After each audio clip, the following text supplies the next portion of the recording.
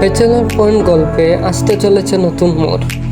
ইতিমধ্যেই broom ফিল্মসের YouTube চ্যানেলে প্রচার হয়ে গেছে 34 পর্ব এবং বঙ্গতে 40 পর্ব পর্যন্ত প্রচার হয়েছে। এই পর্বগুলো নিয়েই চলছে আলোচনা সমালোচনা। কাবলিয়াতের ব্যাচেলর ফ্ল্যাটে ফিরে এসেছে নেহাল, তবে এবার ধারণা করা হচ্ছে নেহাল ফিরেছে এক ভিন্ন রূপ নিয়ে।